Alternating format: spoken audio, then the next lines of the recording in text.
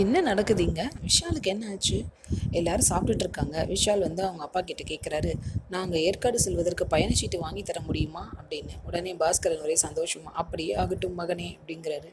"இன்னும் பயங்கரமா பேசுற நீ, இப்படிலாம் பேசி ரொம்ப நாள் ஆச்சுடா" அப்படின்னு சொல்லிட்டு ராகவ் சந்தோஷமா கமெண்ட் அடிக்கிறாரு. சிந்தாமணிக்கும் ஸ்ரீஜாவுக்கும் ஒன்றும் புரியல. 2 பேரும் முறைச்சிட்டே இருக்காங்க. இந்த பக்கம் சுபத்ராவும் சந்தோஷமா தான் பார்க்குறாங்க விஷால. "நன்றிப்பா" அப்படின்னு சொல்லிட்டு போறாரு விஷால். பாஸ்கரன் "நன்றி நன்றி" அப்படின்னு சொல்லிட்டு ஒரே சிரிப்பா இருக்காரு. சிந்தாமணி தான் மைண்ட் வாய்ஸ் நினச்சிட்டு, என்னது ஏற்காடு போகிறானா, என்ன நடக்குதுன்னு ஒன்றுமே புரியலையே அப்படிங்கிறாங்க.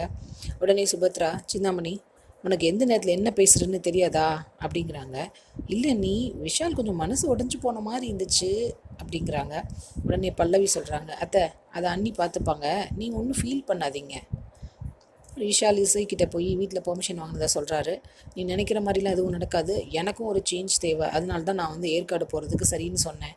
ஹனிமூனும் கிடையாது, ஒரு மண்ணும் கிடையாது அப்படிங்கிறாரு. சரி சரி பார்த்துக்கலாம் பார்த்துக்கலாம் அப்படிங்கிறாங்க இசை. இந்த பிளானை தடுக்கிறதுக்கு யாரெல்லாம் என்ன பிளான் போட போகிறாங்க, வெயிட் பண்ணி பார்ப்போம். சீரியல் அப்டேட்ஸ்க்கு எங்கள் சேனலை சப்ஸ்கிரைப் பண்ணுங்கள். மீண்டும் அடுத்த அப்டேட்டில் சந்திப்போம்.